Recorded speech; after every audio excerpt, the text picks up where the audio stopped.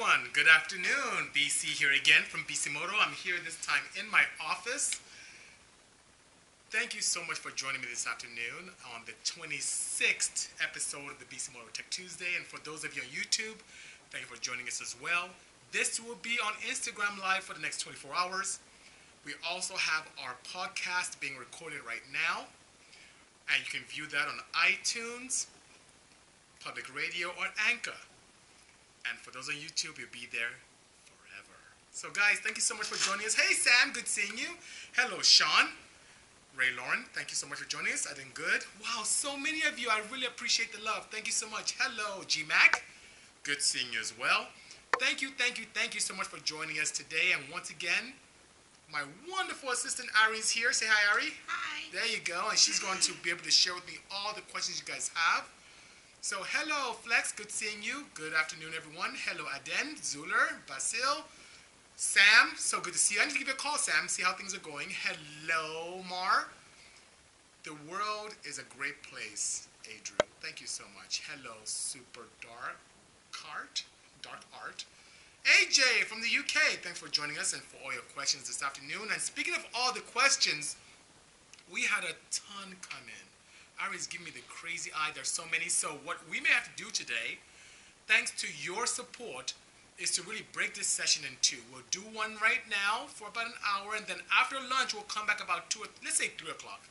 3 o'clock Pacific, and we'll continue again and keep answering your questions. So please forgive me if I don't get to all the live questions right now, and if I don't get to all the writings you guys send in. So I will try my best, G-Mac, to answer yours this time. And I don't know if you sent yours in, if Ariana has it. Okay, she's sitting. Yes, she does. So we will get to all your questions. I haven't even reviewed anything with her. I have no idea what's going on. It's been crazy. I'm here in the office, and after this, I'm going to head over to the back, and you'll be able to join me in the back later on, you know? So Ray Lauren is starting us off already. He's saying he has a question for me. What's the most horsepower a stock Z6 sleeves can take? And that depends on the porosity in the block. It depends on the health of the engine, and significantly depends on the tune. So those vehicles, those engines in the Z6s are very knock sensitive. So that means that it has a very small combustion chamber that's very efficient. If you push too much ignition timing, you can really hurt the cylinder sleeve and fracture it. So all things being equal, I'm going to assume it's an engine of good health. The sleeves have very minimal porosity, and above and beyond that, the tune is proper. I wouldn't be comfortable with anything post 400 wheel. So 100 horsepower per cylinder with a proper tune and a good fuel like 85 would be absolutely perfect. So I hope that answers your question properly. Starting off, Ari, what do we have today with the first tech question on this 26th episode of Bisimoto Tech2sDay? Let's start with a question from Madman HWC. Madman, I think you're here, Madman. So Ari has a question from you. What was your favorite car that you have ever built or worked on, and why? So, favorite car, there's so many to choose from. I would say it was the 76 911 that I have back there. It's the blue 911 with the crazy twin turbos, shooting flames. That's so much fun for me because it's the perfect combination of modern technology with the beauty of a classic car. So it's more of a resto mod in the pure sense where it has this old school 76 beautiful chassis that's a wide body 930 and has all the new technology and accoutrements from a new 911. So drive-by-wire, CAN bus communication, water methanol for those who want to continue to keep on 91 octane. For that time frame, it was perfect. It was a perfect car for me to really get everyone's attention. The purists pay attention and they don't like what I did, but they pay attention. They're not pissed off because it's not a water-cooled Chevy engine. The hot rodding guys really appreciate it because it's really a fast, very powerful car. Those who love Porsches like it because it's very elegant. It doesn't look crazy or with crazy wings and crazy air. It's just very elegant. So it is my favorite car. Thank you so much. Savage said that car is badass. I appreciate that. It's a beautiful car. It has the technology that we come to love. It's very fast and it looks old school. It's really perfect. So thank you so much. Iken Ande, well, thanks for joining us. Thank you so much. You know, Fox, I have not. But I'm narrowing it down to two things. Some people are saying a crazy K series. Even my friends, I have people from Honda, American Honda, they're telling me to try and use one of the smaller, newer power plants, maybe the 1.5 liter from the SI. So It's a toss-up between, Ariana's like, no. It's one of the toss-up between the new L series, Earth Dreams, or a K series. So we'll see. I'll keep you posted. Okay. So what else do we have, Ari? I saw Kenny Boy here, so I'm going to Kenny start Boy. with this question. No worries. Will you be reappearing in The Fastest Car at all in the future, and what was it like working on the show? So, The Fastest Car, for many of you saw, was on Netflix. We had a great time filming that. It was quite unfortunate what happened to us because we were asked to run on street tires. Everyone else slicked down, and of course you saw the results. But the pouring out of empathy and attention from all of you all across the world has helped get the people in production very excited about our interaction there. So they're trying to get together to get some funding for Series 2. If it does happen for a second season, we would definitely be there. So that being said, stay tuned. It was actually a very good experience. We had a great time filming that. The people there were so pleasant. Even Eric from Always Evolving, great guy. He is so nice. It was absolutely fantastic. And that's the great thing about the performance community. Everyone is just so great. There's so much camaraderie. People get along. I love the automotive community. There's no other place we can have such a great, I would say, almost like a collegiate experience. You know, perfect example. Look at this. You guys may see this, but these are some socks I have. See, it has the UK, like it has the UK flag on it. That was just sent to me from the guys from Sharkworks up north. Alex Ross, great guy, great enthusiast. Started with NSXs. He loves Porsches. He's awesome. And to be able to send me something like this, and he sent me a hoodie, what a great guy. So Alex, thank you so much. These socks are awesome. I love them. Hey, Mark. Good seeing you, sir. Thanks for joining us this afternoon. And it's great seeing you last week as well. Thank you so much. So it's really, really, really good. Okay, so random JDM fan is saying he's in LA this week, and he wants to come by and see us, Ari. So JDM, you must forgive me, please, but we have a very secretive project we're working on now. My facility is actually almost closed to the public for 3 months because we have to finish this project, and we have a whole film crew back there who's filming and documenting everything we're doing. So I'm so sorry, but hang tight. In a couple months, we will have access again, and we can have some fun. Okay? So I hope you're not too disappointed, but it'll be better when we come back. We'll have even more cooler, better things then. So hang tight. I do know Abel. So Flex, I know Abel very well. Abel Ibarra was a drag racer that raced with us. As you see behind me, I have a lot of drag race trophies here, and that's from my years of racing. I still love racing so much. Abel was someone we always looked up to. He had a K&N full sponsorship. He was big into rotaries. He spoke extremely well. I remember watching him on ESPN, and when he was interviewed, he wouldn't say, "Oh, my car." He'd always say the K&N RX-7 and the K&N AM RX-7. He was great, and I really learned from him how to speak properly in racing scenarios. So he's a great guy, really humble, fast, very innovative. And his facility is not too far from us here. He's a really good guy. You know, forget my farmer's tan guy. I'm sorry about that. His Harry's laughing like, what's going on? I was in the sun this weekend at Ayabak. It was really sunny, so I had a lot of sun. I know, I need to get a Bisimoto. Sorry about that, guys. Anyway, so that being said, I'll give him a call and see when his dyno day is. I wouldn't mind going there to see him. Thank you so much, Flex, for sharing that. I know, farmer's absolutely boomer. Ayabak was really warm. He knew it. He knew it. Yes, Jeremiah, he's a great guy. Absolutely, Flex. Sounds good. Yeah, that Fontana's son got me. You were there too. I mean, look at this. I'm just like farmer tanned out. Ari's laughing at me. Okay. Boomer has a hat tan. I'm so sorry. I have my hat on the whole time, so mine's not so bad. But yeah, the shirt stuff, it's bad. The worst is this is my new color. Oh, the glasses, like raccoon thing, that's really bad. That's really, really bad. This coming weekend, I'm going to be working. The following weekend, we have a KW shakedown at the Streets of Willow in Willow Springs. So I'll be there, not this weekend, but the following weekend. And the weekend after that, we'll be with Matt Farah at Button Willow doing some filming for, I believe it's Road and Track. So we have a very crazy week coming up, which is really good. You know. So, Ari, more questions, please. Because she's a strict disciplinarian. She's giving me the look. See, she's giving me the look and the finger that I need to answer these questions you guys sent in so you won't be mad at me. Okay, so, thank you so much, Savage.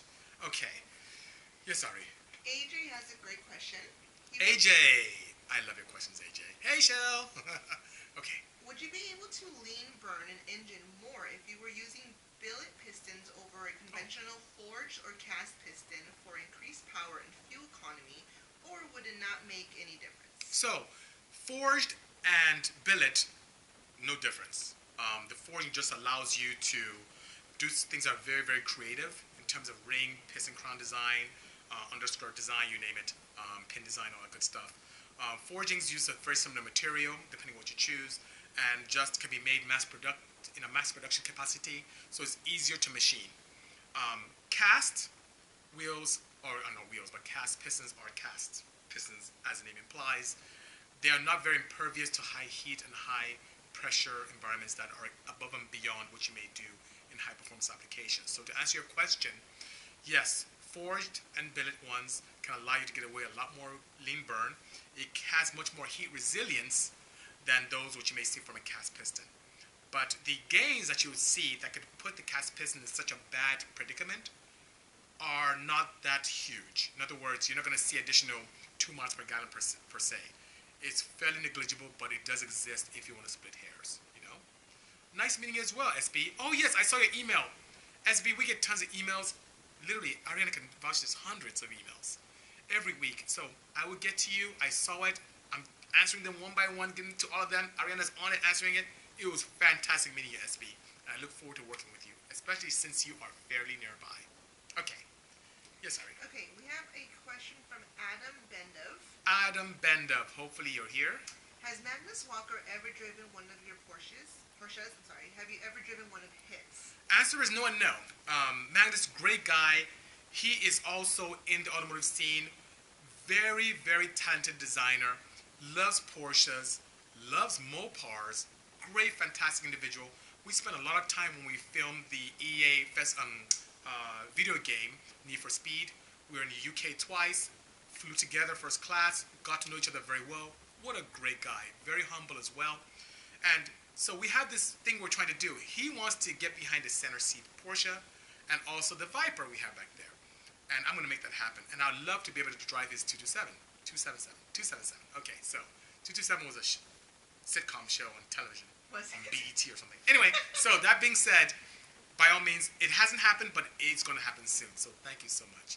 IMD, it was a pleasure interacting with you as well. I had a great time at IBOC and a pleasant surprise. So thank you so much. Okay, what else do we have, Ari? Okay, we have a question from I Drive an E28. I drive an E28. I wonder what kind of car he drives. E28? Probably a BMW. Okay, oh yes, so I drive. Do you think you would ever do a large build, like the single C Cayman or the Odyssey, that isn't a Porsche or a Honda? And if so, what would it be? So to answer your question, yes, we have already. We've done very crazy builds for Ford. If you remember, we had a 900 horsepower Mustang. And then pretty much the craziest build that we've had with our team, you know, with Duran and Sam and the rest of the guys here, we did a rear-wheel drive conversion on a 2017 Hyundai Santa Fe, which made more power than the Hyundai Genesis that we built years ago, which at that time was the highest horsepower Hyundai. Now the Santa Fe has killed it. My Genesis made 849, and then I pushed it to 1,022. Now this one makes 1,100 rear drive converted. So it's crazy like that. We've already done it. Absolutely, Sam. We had a great time. Thank you very much, Opara. I appreciate that. Ndewo. So that being said, yeah, yes, Daryl was dipping in the Kool-Aid. Yes, he was. Yes, a Santa Fe Savage. So it's bananas. Twin turbos hanging out. We took it from a front-wheel drive transverse setup to a longitudinal rear-wheel drive. Now manual gearbox. 4 racing seats, cage, Sam got down, Duran got down, I think I got down, I did crazy tuning, AM Infinity. It was awesome. It was fantastic. So thank you so much. We had a great time. Yep, 1,100. And it's a Hyundai. You know what's embarrassing? Not embarrassing, I shouldn't say embarrassing, but the most powerful car in my facility is a Hyundai. Not a Porsche, not a Honda, a Hyundai. Imagine that. Okay, so what else do we have, Ari? Question from CT Racer. CT Racer, Alfie. I don't know if Alfie's here, but if you are, hello, Alfie. What is your favorite restaurant? Yes. Oh, And that's a good one. can you briefly describe the tuning process for flex fuel tuning? Okay, that's involved. That's a session in itself. So let me ask you your first question first. My favorite restaurant. I don't know if you know this. Oh, she knows it. It's crazy. Ari, I just have Ari. Ari, what is it again? Fogo de Chao. Fogo de Chao is a Brazilian steakhouse. I love steak. I was going to say I love meat, love but meat. I don't want to say that. I love steak. It's awesome. I love it. Fogo de Chao in Beverly Hills. Those are my peeps. They're great. You know, I had my reception there. I love going there once a month. I'll go there every week. I'll go there every day if I could. Great place. I love Brazilian Steakhouse. It's fantastic. Their meats, their cuts are absolutely excellent. So I love those guys. We're a very close second is Banana Bay in Rolling Heights. Nice hangout spot. Great people. The owner is fantastic. John is fantastic. John, and that's good. Now, flex fuel tuning is wow, really interesting. So, without going into too much detail, to make it very simple, I do a full petrol tune. Drain the fuel out, do a full tune on the highest concentration ethanol I can find. Optimize that, especially with ignition timing, and have a very unique knock curve for that as well. Then interpolate the two for ignition timing and fuel. That's pretty much a nutshell. There's a lot more involved than that, but that's a good surface level interpretation of what we do with flex fuel. So a proper petrol tune, another tune on the highest concentration ethanol blend, hopefully E85, E90, thereabout, and then interpolate in between for ignition timing. And then I use, of course, we have a flex fuel sender that's a continental-based one that sends the right frequency to the ECU that's being interpreted, and it can tell us ethanol content. So I love using that, using AM Infinity for such a setup. It's great. Yes, we did quite a bit with Outback Type 2. Jeremiah is Type 2. He does a lot of our stickers. Great guy. He's been with me from back in the 90s. And we were sponsored by Outback Steakhouse for many years in our drag race program, which is really cool. We got a lot of opportunities there. I may end up, Madonna, bringing my operations to Nigeria. It depends on the government. Totally depends. I'd be more than happy to. I am not marquee specific Savage. So Savage 86, I love all type of vehicles. I'm really a huge advocate of internal combustion engines. I also love EVs as well, and the combination of the two. I think it was asking me the cost of the Wago Van engine. I assume you mean the 724 horsepower one we built years ago. It was pretty involved for the very first one, but I was able to put a very nice build thread, which ended up being one of the most popular ones on Honda Tech, and crazy on I believe it was one cam only, and some other single cam forums and the wagon forum. But now we made it so simple, so I don't foresee you spending more than, I guess turbo included, manifold, maybe 6-7 grand. So that's very simple. I'll go over this. Please bear with me, Ariana. I'm tiring to please bear with me. I'll go over real quickly the ingredients for that build. Golden Eagle sleeve block, Trump pistons 9-1, 9.5 to 1, 80. I don't know. We went to a 76 millimeter bore. Bisimoto rods, factory crankshaft, treated bearings using WPC, Bisimoto level 3.6 camshaft, Bisimoto springs or retainers, Golden Eagle intake manifold, custom exhaust manifold, a Turbonetics 6565 turbo, AEM engine management solution, ride wire harness. Let's see what else would be ported head via our friends at Portflow. And of course, to break in, I used the Purol SAE30 and SAE40, sorry, and then a Purol 10W40 as my regular fill. So it's a very straightforward build that many people have replicated and had a lot of time with. You know, we have a dealer known as Pro Phoenix in the UK. I'm sure he'd be more than happy to help you. If you have a hard time reaching him, write to me at sales@bisimoto.com, and I'll put you in touch with Daryl, who is the owner of that company. He is our authorized dealer in the United Kingdom, and he can take care of you by all means. Martin, thank you so much for the kind words. Hello, Dumas. Good seeing you. Yes, Hart, I am an engineer. I'm a chemical engineer by academia, but I am a hardcore enthusiast. So I experimented for years in the racing arena, in drag racing in particular, and I love experimentation. I'm not one of those enthusiasts that if I blow up an engine, I give up and throw up my hands in despair and stop. When I hurt an engine, my own engine of course, my interest is piqued. I bend over backwards to understand what happened and how to improve it. One thing that many of you may or may not know about me, I'm about improvement. It's extremely important to me. It's in my soul, the essence to become better each day, to take a scientific approach to making things better than I found them before, including myself or family or relationships. I'm all about being better the day after than the day before. So that is something I extrapolate in every facet of my life, including tuning. And of course, in your life, if you have that mantra, If something knocks you down, you don't just stay down. You get up, dust yourself off, and keep going. And I do the same thing with building, with tuning, with my family, with my friendships, you name it. I'm all about that. Thank you so much. Thank you so much, C. Perez and Hart. Appreciate that.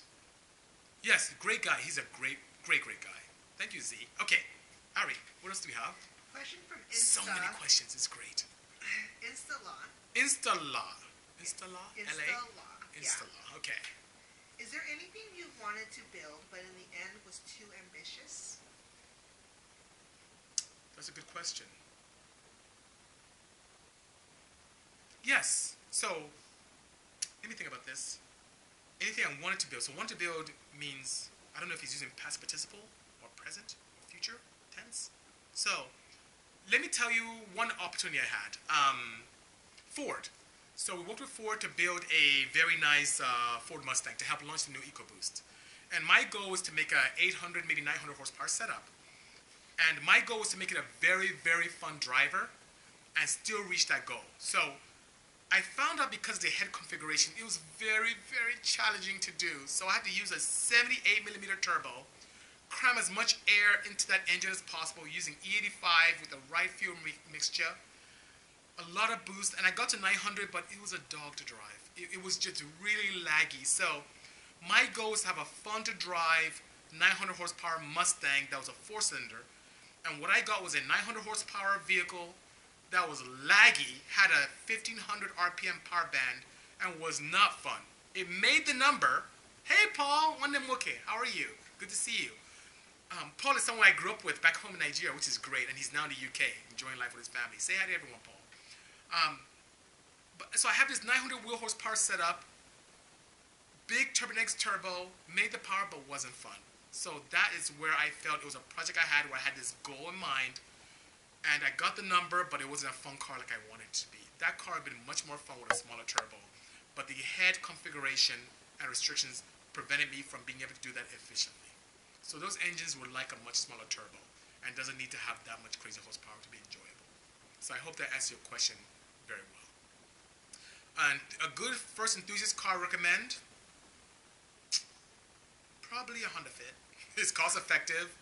The engine bay houses a L15, the current model, and you can put a lot of swaps in it and make it a very nice, fun setup. Hello from TJ Empire, great meeting you. I look forward to doing a lot with you, as I wrote to you recently, so thank you so much. My dream project, wow, I have two that I want to make come to life. A full EV classic 911, and to recreate AMG's Red Pig race car from the 70s with a newer AMG power plant and all Bisimoto magic on it. Just crazy, sick, old school looking, fast, modern technology race car. Those would be the two dream projects I have. Very doable, very down to earth. It's just my time, and the budgets are crazy when I want to do things like that, so it's pretty difficult.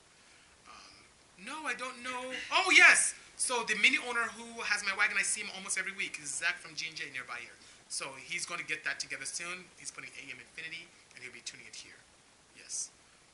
I do work on Subarus. We sell a lot of parts for them, but I don't have one I build myself.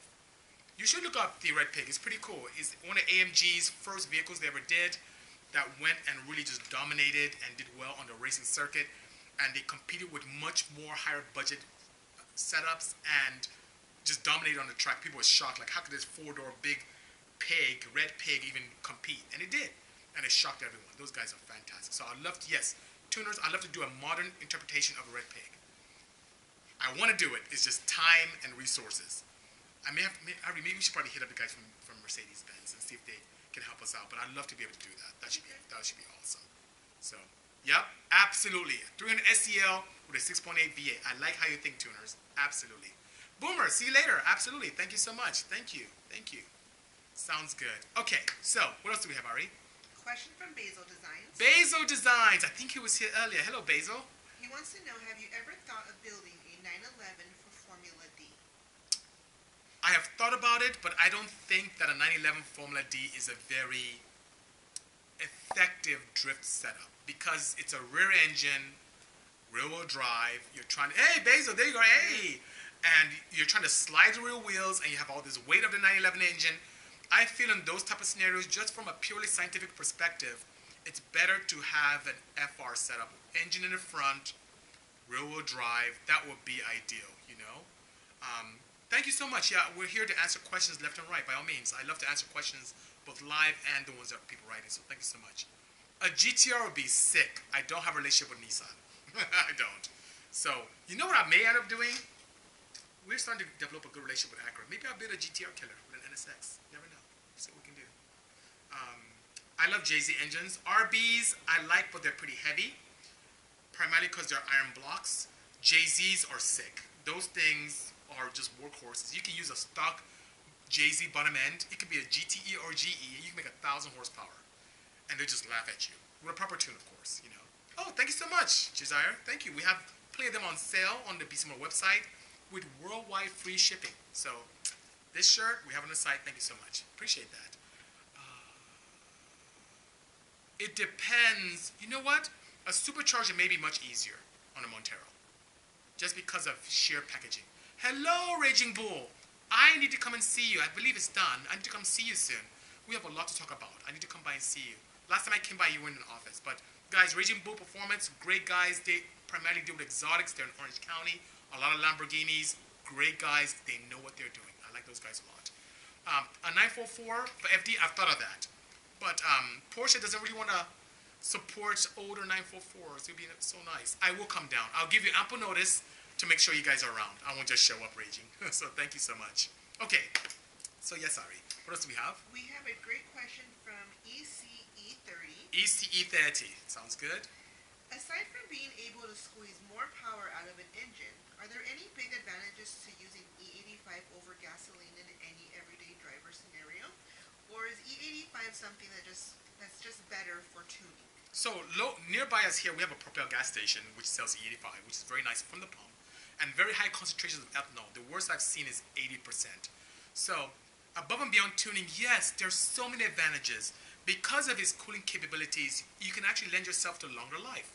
The only slight caveat with E85 fuels is that you consume more, so your mileage does depreciate slightly. Well, about 30% depreciation. But yes, there are advantages of cooling. The emissions, which is a big plus, is much cleaner. So you look at NOx's, SOx's, they are much lower. Your carbon footprint is much smaller with an ethanol-based fuel than regular petrol. So that being said, above and beyond power, yes, it's better for the environment. It lends itself very well to engine longevity, primarily through a cooler intake charge and a wider tuning window as well. So I hope that answers your question properly. Andre, thanks for the kind words. I appreciate that. Josiah, I'm here in the U.S. I'm in California, in Ontario. Beautiful Ontario, California. Would I keep in a Honda, I would definitely put an F20 way. I mean, it destroys this Z6 by far.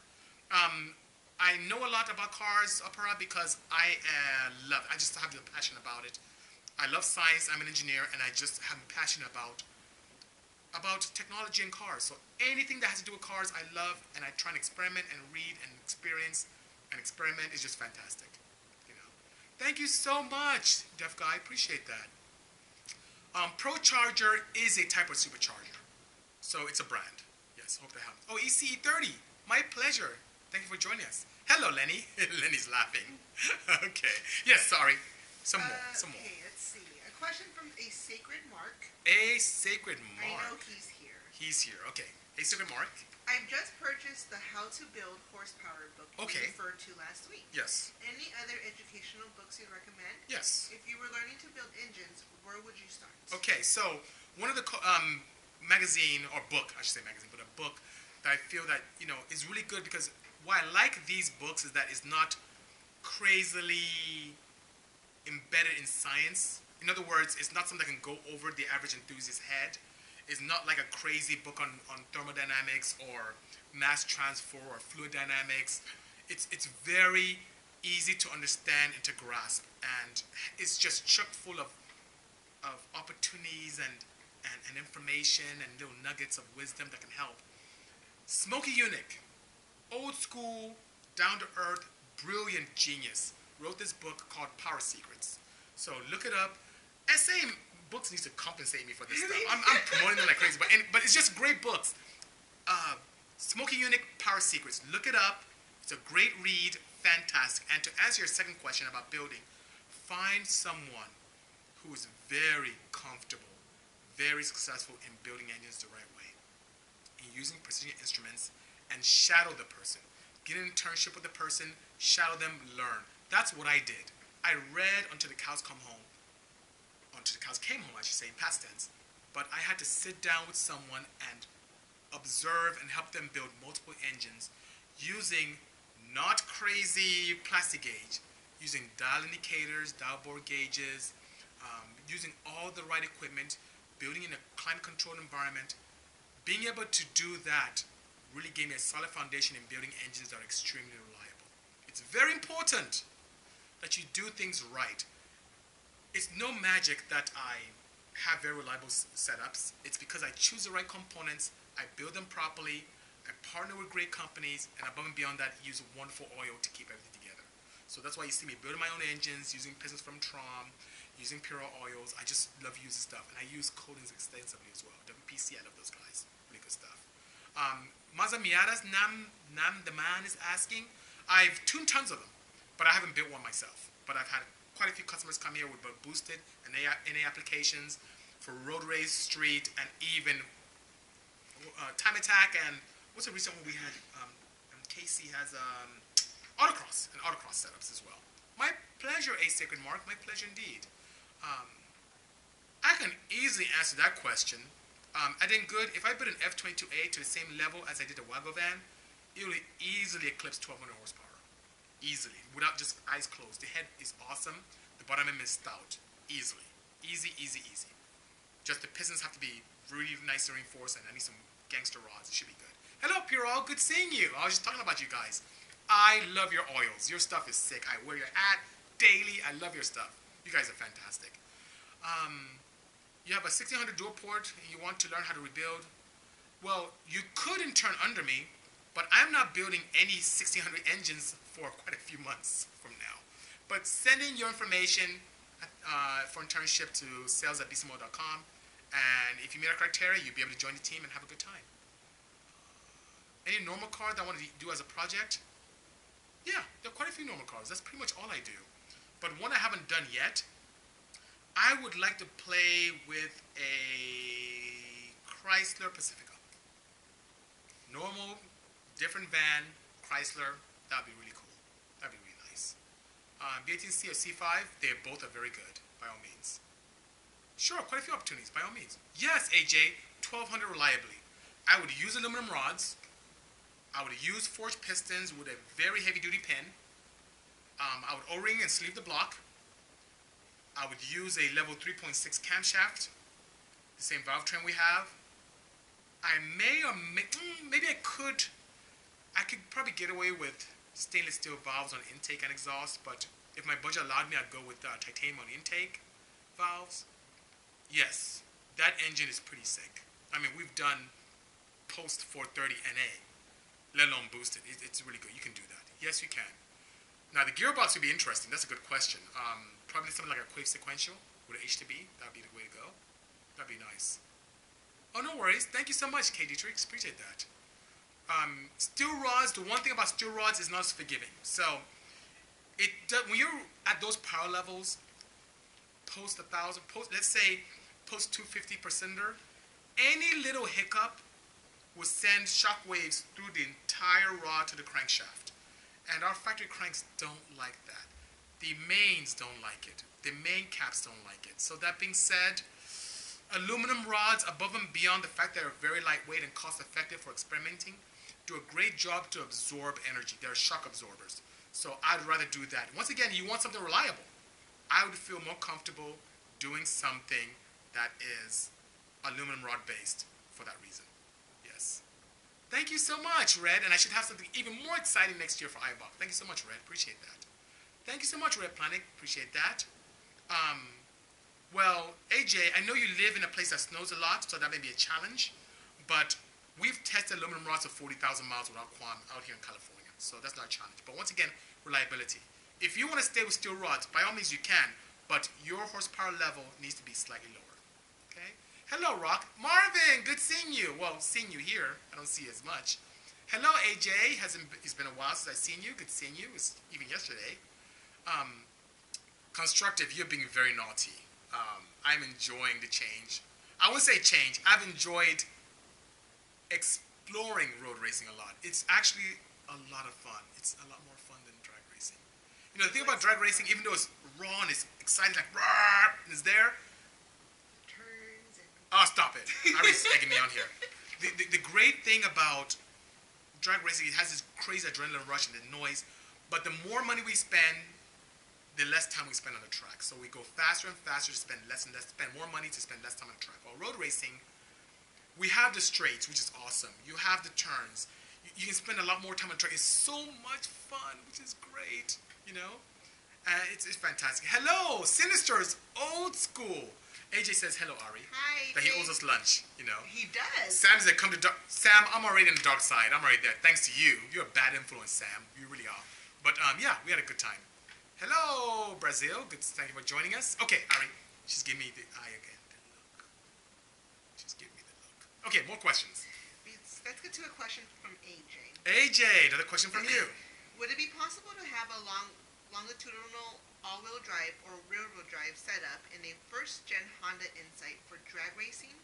Could you fabricate a transmission tunnel for a TH400 in a prop shaft while retaining the factory chassis, interior, and soundproofing? Okay, so yes, it's possible to do that, but it's extremely invasive, AJ, to do this. And we had a lot of experience, and Sam can attest to that, with the Santa Fe. It was very difficult to make it very, very, very factory. Now, when you have a vehicle that the floor pan was set up for front-wheel drive only, which means if you look at the floor pan of the inside, it's extremely flat. The tunnel is very subtle. To be able to put a TH500, to be able to do a rear-wheel drive conversion, especially all-wheel drive, is extremely invasive. To make it look OEM can be done, but it's going to be very difficult. You will see a bump in the center. It won't look exactly factory. It can be done. It'll be a pretty penny. It can look OEM-ish, but won't look exactly OEM. So I hope that answers your question properly. Okay? Thank you, AJ. Appreciate that. What piston-to-wall clearances do you run at 1,000 horsepower, and is there a difference in bearing clearances between steel versus aluminum rods? Yes, yes, and yes. Piston-to-wall, wow, we've done everything from 1,000 horsepower, depending on the block. We've done 5 to probably 7. And then for bearing clearances, definitely. I run looser rod bearing clearances for aluminum rods. As you can imagine, what can happen with the different expansion rates of aluminum, things can happen very quickly. Aluminum expands everywhere. It expands outwards, expands inwards. They even have tangs, or little dot tangs that exist on the lower cap end, where you drill a hole and insert and locate the bearings. So I run slightly looser, and I hope that answers your question. I can't give exact numbers. That stuff is kind of proprietary. Oh, thank you. You came all the way from Nashville. That is fantastic, Mo. Thank you for joining us. Really appreciate that. Hello, Armenazi from Chile. So good to see you. Thank you so much, Tim. We had a great time filming that show. Really appreciate that. Thank you so much. Okay, Ari, what other questions do we have? Let's see. Question from Siegel Andy. Siegel Andy. Do you plan on doing another 930 build that tops your current water-cooled 930? Or is there a different model Porsche you would love to modify in the future? So to answer both questions, yes. I have probably 1, 2, 3, 4 911s that we need to play with. One of them is a 930, which looks really old school.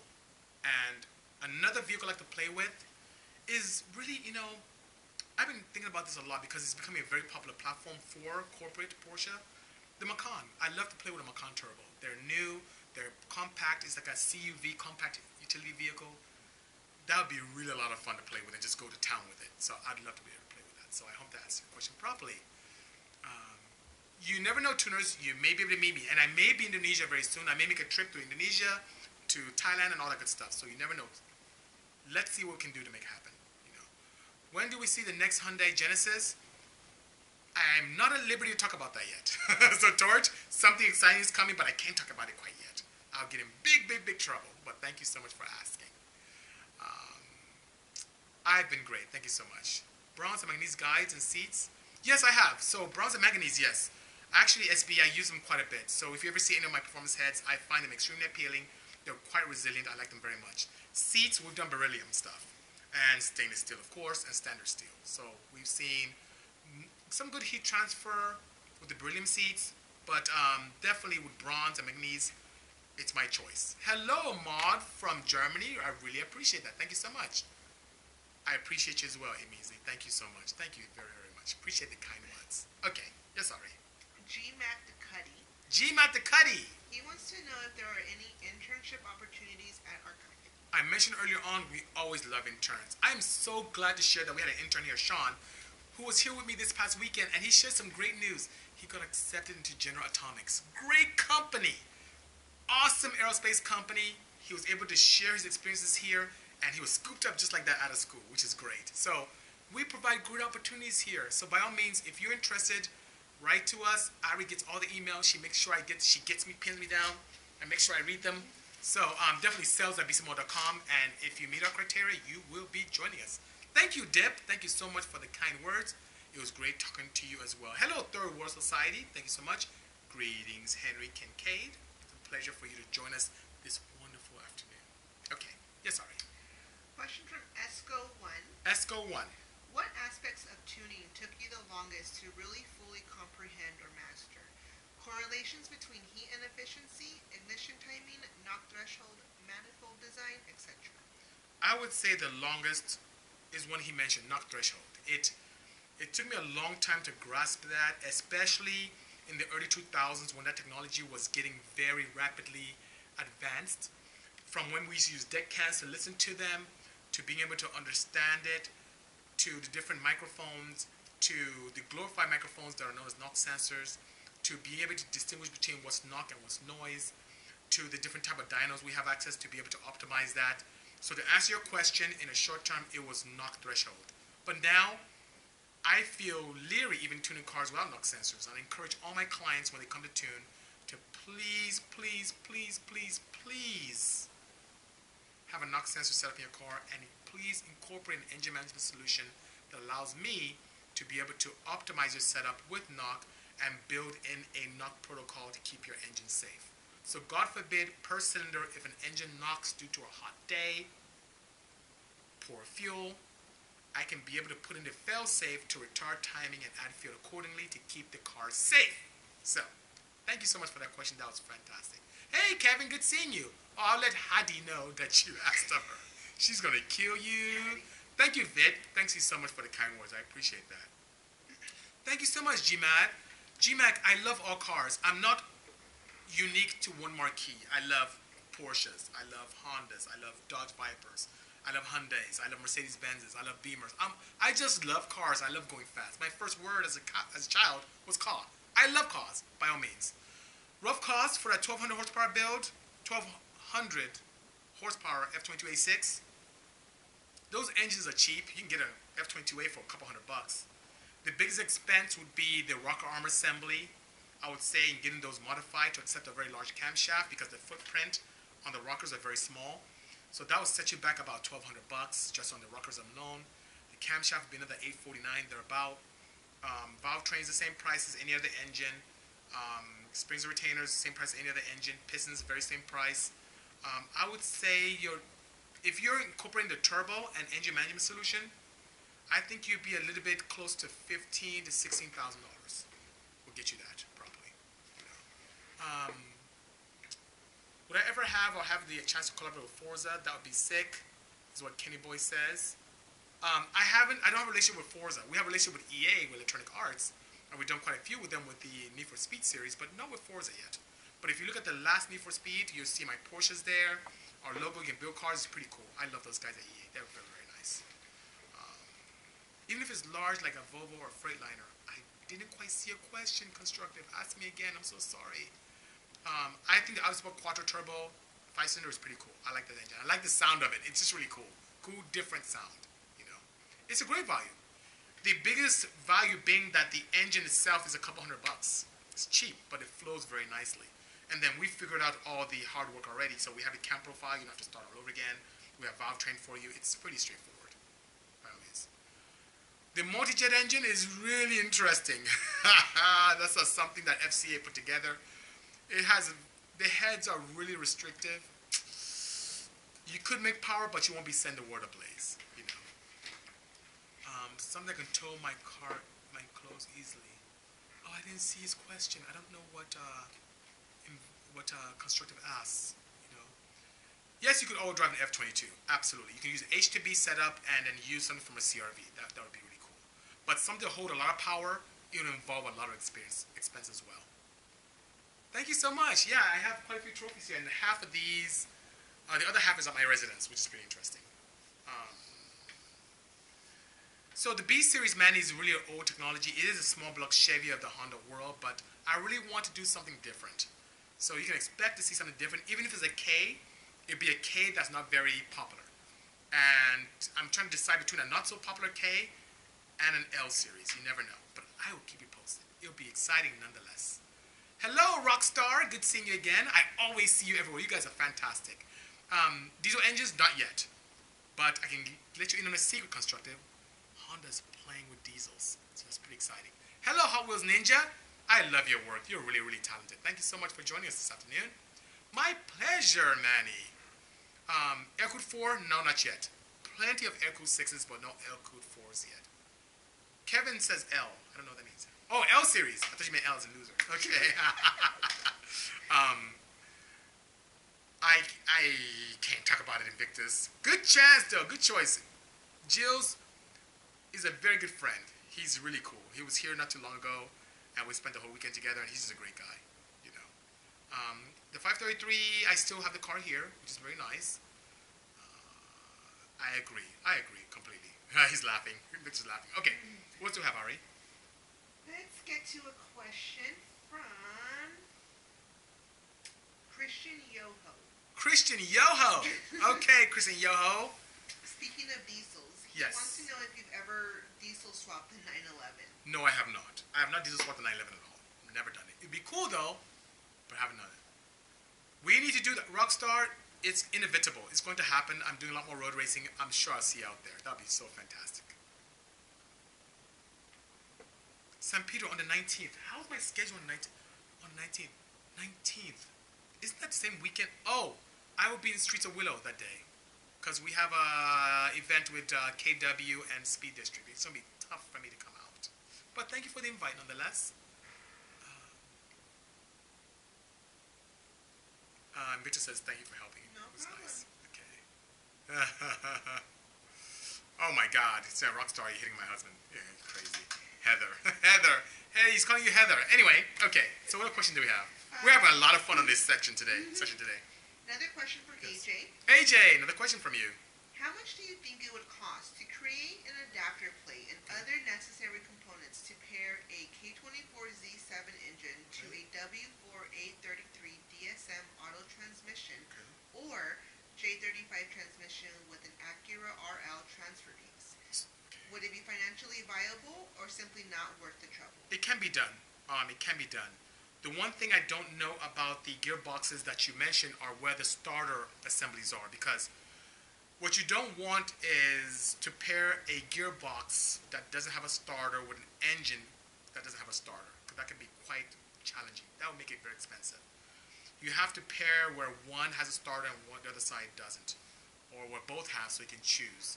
Because you still need to have the starter engage on the flywheel that you make as custom, and you just can't start the car if neither one has one. You could, but it's very involved. So the expense is not too hard. If you're very comfortable with drawing, with CAD design, you can drop your own CAD and have it machined, which is not very difficult.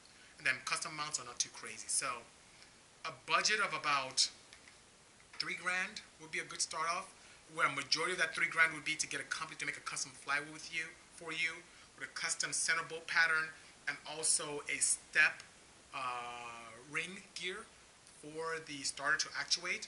But if you can do the design, that's great. If you don't have the capability to design, that's where it gets expensive. It can easily go into the tens of thousands. So I hope that answers your question properly. Thank you so much. Do they spin the wrong way? If they spin the wrong way, that's a challenge too. The engine and gearbox has to have the same orientation. Thanks, Kevin, for sharing that. If it was a clockwise engine, it has to be mated with a clockwise running gearbox, and vice versa. You can get away with some of the flat six stuff by flipping it upside down, but ideally to make things simple, clockwise engine, clockwise gearbox, counterclockwise engine, counterclockwise gearbox. That makes things way much easier. Jose, that'd be great. You can learn a lot here.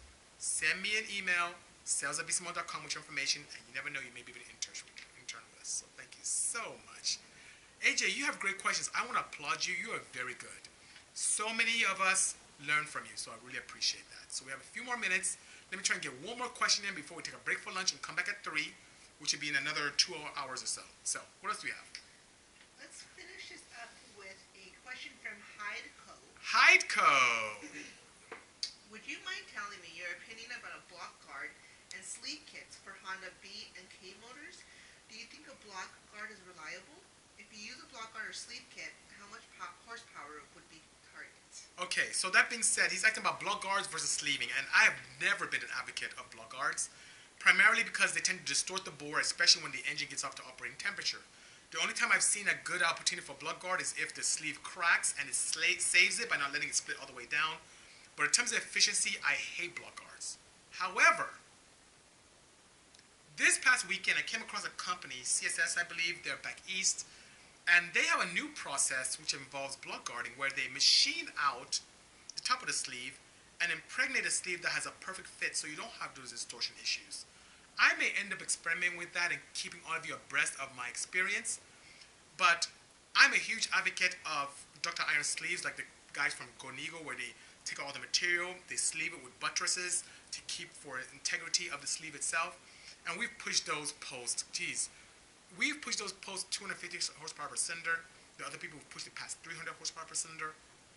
It's a proven concept. But the new CSS guys back east, I will keep it posted and let you know what you know. I hear that B-shites, but I'm one who will have to experiment myself and find out. So I'll probably send them something, have them take a look, and get it back, put together, beat up on it, and take it apart myself and measure and see what happens. So Kevin, we'll see soon. And you're nearby us, Kevin, so you'll come by and you'll see what my experience has been. But I like the fact that they don't just press into the not so ideal gaps that exist between the sleeves and the cooling area, which cause distortion, especially at operating temperature, but they machine and make a perfect indent and then put in a perfect crush and then make it very nice so that the expansion is even and ideal. So that I've seen people using epoxies, Jeremiah. They used to do that years ago, but it limits cooling, which is not very good. Papa, how are you? Good seeing you this afternoon. Thanks for joining us. You're making 900?